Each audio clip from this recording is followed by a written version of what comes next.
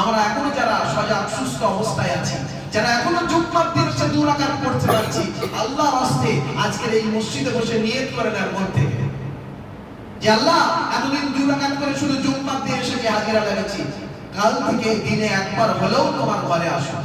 যদিও 5 বারের দাবি আল্লাহ করে, এই উম্মতের জন্য এর থেকে আসান নাজাতের আর কোনো রাস্তা নেই। একটা শুধু লুঙ্গি থাকলে আপনার বাড়িতে আপনি নামাজ পড়ে দিতে পারবেন, একটা শুধু লুঙ্গি থাকলে আর কোনো কাপড়ের প্রয়োজন নাই নামাজের জন্য। আল্লাহ তো আসান করে দিয়েছে আপনার জন্য। 1 লোটা পানি থাকলে আপনি ওযু করে মসজিদে আসতে পারবেন বিনা পয়সায়, কেউ আপনাকে বাধা দেবে না। আপনার ration card, Aadhaar card, voter I card, স্বাস্থ্য সাথীর কার্ড, আপনার স্বাস্থ্য বীমার কার্ড কোনোদিন বাতিল হবে না।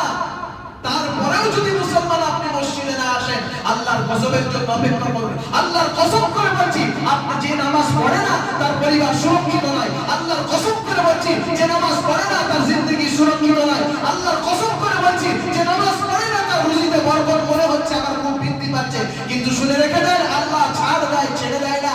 আপনার গচ্ছিত পয়সা এমন একটা ফুসকুড়ি, এমন একটা ভরি, এমন একটা ঘা, এমন একটা জায়গায় ইনফেকশন তৈরি করে দেবে, এই গচ্ছিত সম্পদ সেখানে সব ঢুকে যাবে। আপনার শেষ হবে না, ওখানেই আপনার জিন্দেগি এন্ড আপ হয়ে যাবে। মেরে মোহতারাম দোস্ত বুজুর্গ, আমার ভাই সাথীও, নামাজে ফিরে আসি, আল্লাহর বিধানে ফিরে আসি, আল্লাহর হুকুমের রাস্তায় চলে আসি। দুনিয়ার সবথেকে 5টা বড় জিনিস আমাদের এই মুহূর্তে, যার জন্য আমরা জিহাদ করি, এভরি টাইম মেহনত করি, এভরি টাইম মেহনত করি, এভরি টাইম এভরি সিচুয়েশন আমরা ফিল করি।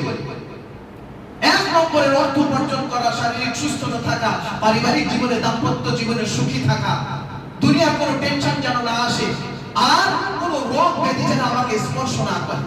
এই 5টা জিনিস এভরি টাইম, প্রতি মুহূর্ত আমরা ফিল করি, করি না বাবা? এই 5টা জিনিসের পূর্ণাঙ্গ দায়িত্ব আল্লাহ সুবহানাহু ওয়া তাআলা দিয়েছেন একজন নামাজীর জন্য। জোরে বলো সুবহানাল্লাহ। আর একবার মুহাম্মাদের আওয়াজ দিয়ে পড়ি সুবহানাল্লাহ।